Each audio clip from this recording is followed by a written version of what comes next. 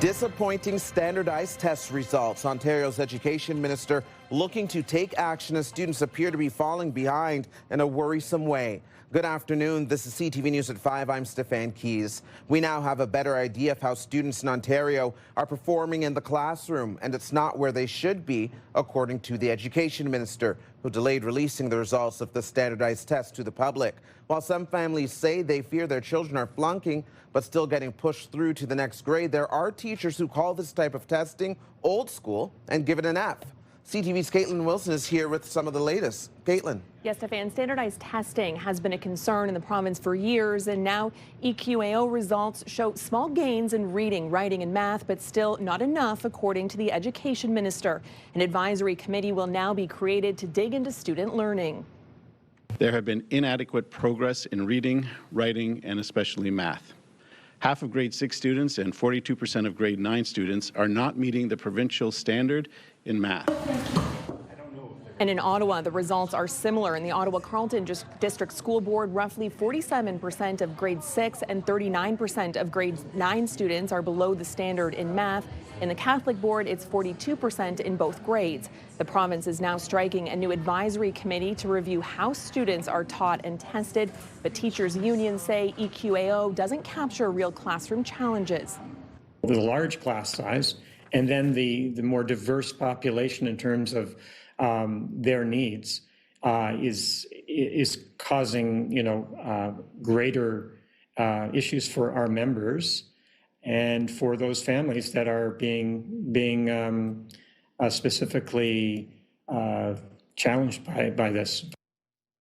And the education minister says the EQAO results are linked to, quote, dysfunctional trustee performance, which comes as he weighs the elimination of trustees across the province, with Ottawa's public board still under provincial supervision. The minister says he'll name 2 members to the advisory committee early next year. He also signaled today that we won't get a final decision on whether or not he plans to abolish trustees by the end of the year as planned. Stefan? All right, well, stay tuned for any updates there. CTV's Caitlin Wilson reporting live for us. Thank you, Caitlin. Well, some of those concerned parents are also public servants who may be feeling stressed about cuts from the federal government. We know that the government is hoping most of its workforce can shrink through attrition. And today we've confirmed that thousands of letters will be going out letting people know what they'd be eligible for if they were to take early retirement. In fact, a spokesperson for the Treasury Board president says about 68,000 public servants would be getting those letters. The goal is to give younger workers an opportunity to have full careers, while those who decide on early retirement won't see any penalties to their pensions. But at least one union thinks it will be a tough sell, as some feel they cannot afford to retire early with a high cost of living. Now to the latest update in the fight against auto theft. Ottawa police are reporting a 10% drop in the number of stolen vehicles across the city. CTV's Austin Lee is following this for us and joins us live with more details from this update. Austin. Yes, Stefan, this is actually the second straight year of declining auto theft numbers here in Ottawa, and obviously that is welcome news, but a bit of context here. It comes after the record-breaking high that we saw in 2023. As for some of the areas in the city that are hotspots, Gloucester Southgate remains the go-to ward for criminals, with more than 100 vehicles stolen between January and November of this year. Alta Vista, a close second, followed by Rideau Vanier, Orleans South Navan, and College Ward. Some of the most targeted vehicles are the Toyota RAV4, the Ford F-150, and the Honda Civic. And after they're stolen, many of those vehicles are sent to Africa or the Middle East to be resold. But drivers are doing more to protect their cars, and ramped up efforts from police to crack down on auto theft are working. Crime is quite often opportunistic, so the minute that it starts to get hard, the gangs move on. And in this case, CAA has seen some movement to the west, so there's an increase, for example, in Alberta. Now, the downtrend in auto theft in our region comes as, again, more drivers are taking matters into their own hands to protect their vehicles from thieves. I use a club on my vehicle because of it. I did get the security tag from the dealership because I feel like I have to have it. What I did was I had the lock that you buy on Amazon, so I put the wheel lock and that's it. And as some drivers say, despite the dip in overall theft, they are still concerned about the overall impact that auto theft is having on insurance costs. As for Ottawa Police and how many vehicles they're able to recover, they say last year they recovered about 60% of all reported stolen vehicles. Stefan. Well, certainly a move in the right direction. CTV's Austin Lee reporting live for us. Thank you, Austin. Ottawa's tallest high-rise is on track to be built in the Dow's Lake area near Little Italy. The city's planning committee approved an amendment to the official plan to allow a 50-story building to scrape the sky at 829 Carling Avenue near Preston Street. The building would be mixed use with 503 residential units. It would be within walking distance of the future civic campus of the Ottawa Hospital and would be less than 100 meters east of the Dow's Lake LRT station. Given it would be next to the current tallest building in Ottawa, I think it's going to be a bit of a busy place now with the new hospital coming in as well. I live at this one right now. It's too tall. It will be built across the street from the current highest building in Ottawa, the 45-story Claridge Icon that was built in 2022. The Children's Hospital of Eastern Ontario sounding the alarm over an ongoing surge in flu infections and hospitalizations. CHEO says it has seen a significant increase in the number of children coming to the emergency department since the start of cold and flu season. In November, the number of kids testing positive for influenza was 8 times higher than the year before, and it resulted in twice as many hospitalizations. CHEO says most children seeking care had not been vaccinated against the flu. People of all ages are being advised to get their shot. Flu season isn't set to peak until late December. Ottawa's Sri Lankan community is coming together following deadly flooding in the South Asian country. More than 400 people have been killed after Cyclone Ditwa caused catastrophic flooding and triggered landslides. It took some Ottawa residents days to hear from their loved ones in that country, with cell phone service down and homes damaged. They're now raising money through the Sri Lanka Canada Association to help with immediate needs. Supply drives, they need sanitation, they need water, they need medical supplies, that type of stuff. So we are looking at it from that sense to see how we can help. The cyclone has claimed the lives of more than 1,300 people across Sri Lanka, Indonesia, and Thailand. Nearly 1,000 are still missing. We know that women just cannot opt out of having their period, so period poverty is a real thing. Coming up on CTV News at 5, marking a decade of the Purse Project. The annual campaign is now underway, collecting hygiene products for women in need. And our Jackie Pears is helping to build a toy mountain at Carlingwood. Jackie. Thanks so much, Stefan. Lots of activity here. Lots of people here to see Grumpy Santa. They've already got their picture taken as well. But it's a good news that we are indoors because temperatures are going to drop. Cold air is making its way in and bringing this sharp cold front. Well, some parts of the region, it means strong possibility of brief, intense snowfall moving through. A snow squall watch is in effect for Pembroke and anticipating heavy snow between 5 to 10 centimeters in the overnight hours. So right now here in Ottawa, about the freezing mark. Brockville, similar as well. Kingston sitting around 2 degrees and Petawawa about -1. So we talked about those overnight lows, -11 with the wind chill, feeling closer to -18. And then tomorrow, yeah, you read that right. We're only getting to a daytime high of -12. We will have these details and much more in just a bit. Stefan. Thank you, Jackie. A live check on traffic right now. We want to let you know there's some major delays in the westbound lanes. We're hearing of a collision on the Queensway in the westbound lanes at the Vanier Parkway. There's about a 42-minute delay or backup between the split and all the way to Nicholas.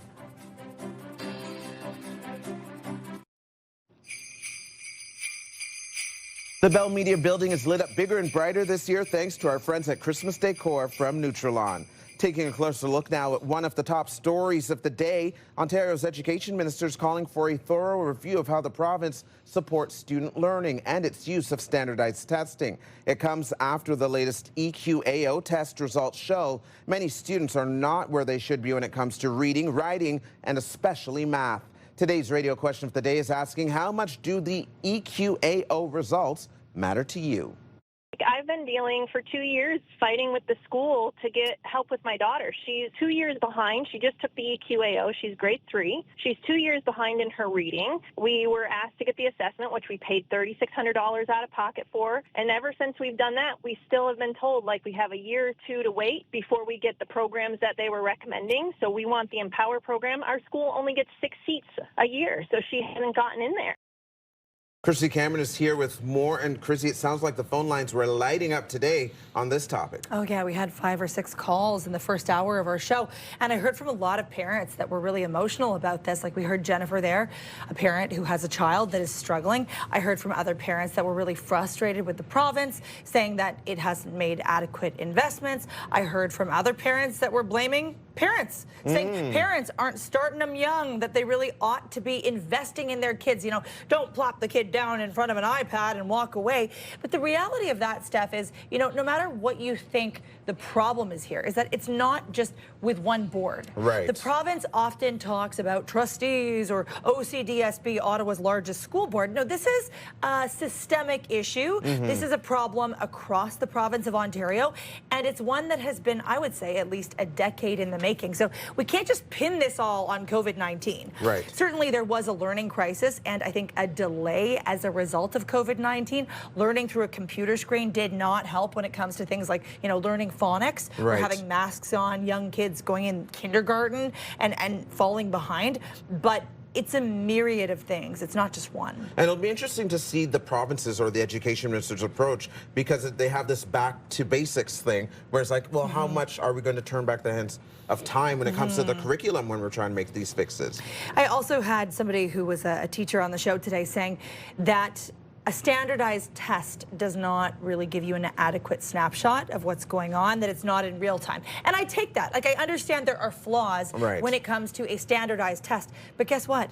It is standardized, like the name would suggest. And if we just go report card to report card, school to school, you've got some teachers that are sticklers, you've got some teachers that are a little bit more generous with their marks. So you have to measure somehow.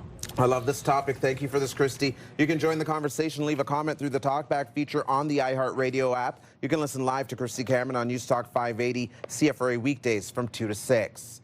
The Ottawa Police Service is looking for donations of personal hygiene products for women as part of its annual Purse Project campaign. The Purse Project is marking its 10th year of collecting sanitary and hygiene products for women in need. You can donate products from now until December 14th, which will then be donated to women living in local area shelters.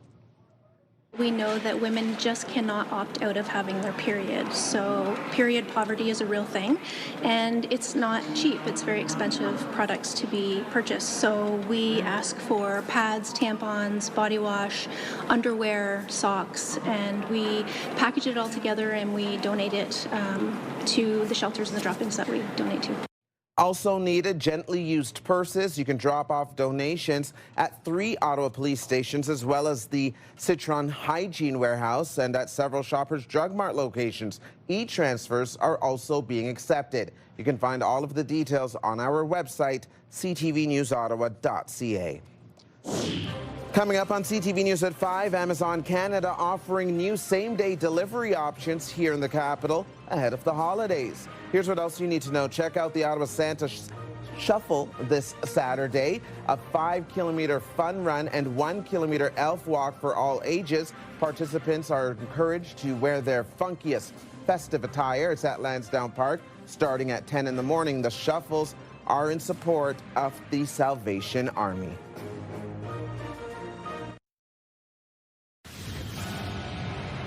Coming up later tonight after the news, The Floor starts at 7, shifting gears at 8.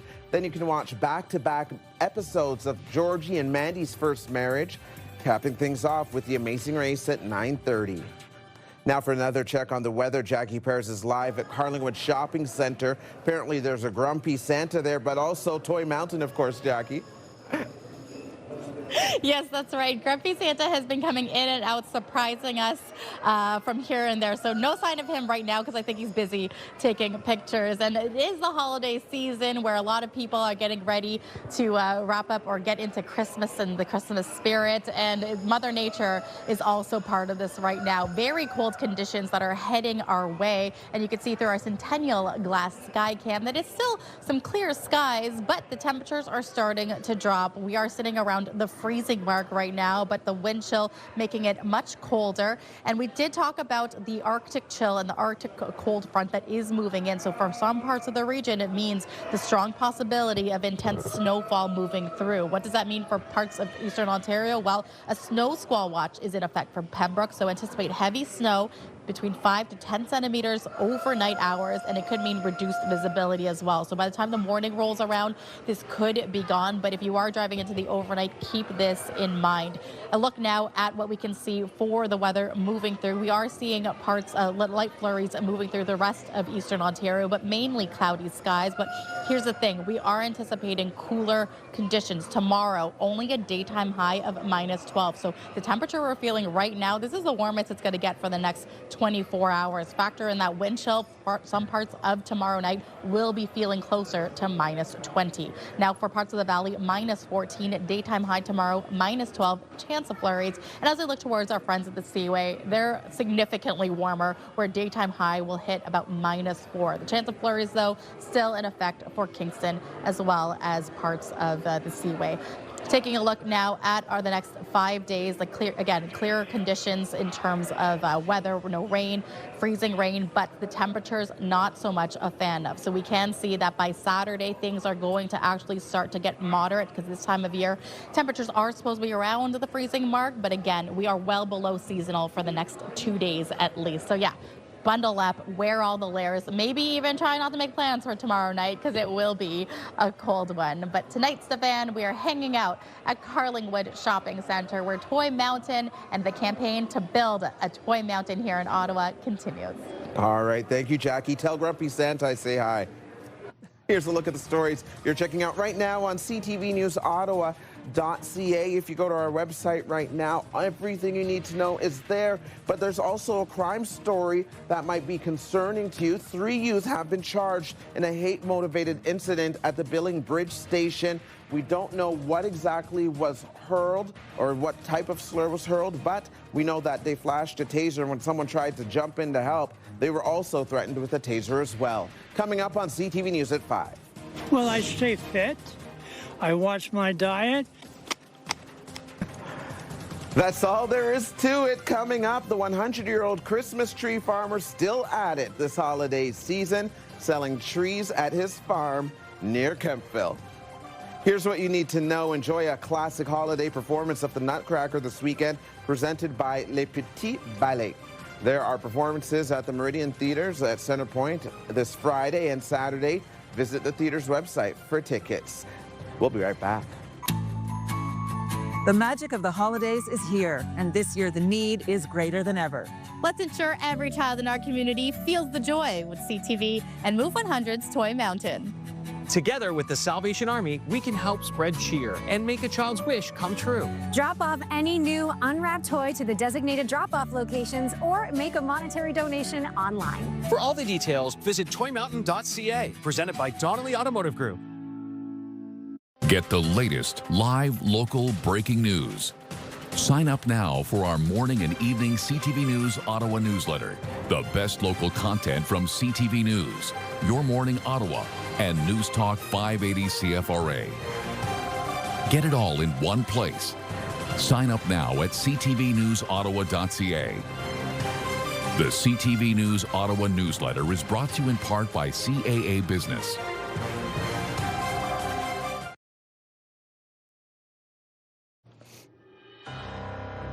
Here's a live look through our Centennial Glass sky cam. Temperature right now, 0, sitting at that freezing mark. And it's time now for a look ahead to CTV News at 6. Here's Patricia Bull. Thanks, Steph. Here's what we're working on for 6 o'clock. Crime is quite often opportunistic. So the minute that it starts to get hard, the gangs move on. We'll take a closer look at some of the hot spots in our city over the last year for vehicle thefts, as the overall number of stolen cars in the capital is going down. It's too tall. It's unnecessary. A new high-rise building near Dow's Lake is one step closer to becoming a reality at 50 stories high. It's on track to become the tallest building in the capital. Angels up in the clouds are jealous knowing we found something so wild with the ordinary. Plus, Spotify puts out its annual Wrapped list today. We'll take a look at the platform's most streamed artists and songs this year here in Canada and around the world. All one artist for me. All of that and more coming up tonight on CTV News at 6. That's right after the early edition of CTV National News with Sandy Ronaldo at 5:30. Steph. Thank you, Patricia. Now the final 5 other stories we're following today. A Christmas tree farmer near Kemptville is marking a major personal milestone this season. I love the trees, I love the out of doors, the fresh air, and the exercise is healthful. Bud Johnston turned 100 years old this fall, and he is still hard at work at the family tree farm he opened more than 7 decades ago. He's been doing this every year since 1952. It's a family business, and son Kerry says watching his dad do what he loves is remarkable. Okay, you coming across? Something I never dream of. It was so awesome. The whole crowd that was here, my grandkids, my daughters. After 50 years of helping kids stay safe, crossing guard Rose Durley is being honored by the city of Cornwall. The city unveiling a plaque and a bench today marking her 5-decade commitment. At 83 years old, Rose says she has no intention of retiring.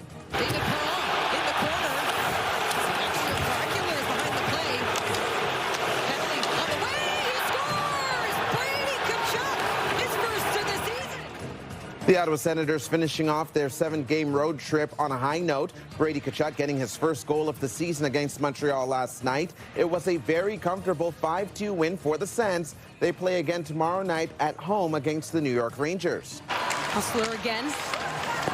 And Zumwinkle strikes. Unfortunately, it was the opposite outcome for the Ottawa Charge, who were on home ice last night, taking on the Minnesota Frost. The team struggled to get up on the board, and by the time they got one in the net, the Frost was already leading by 4. The final score in that game, 5-1 for Minnesota. The Charge hit the road for their next game in Toronto on Thursday.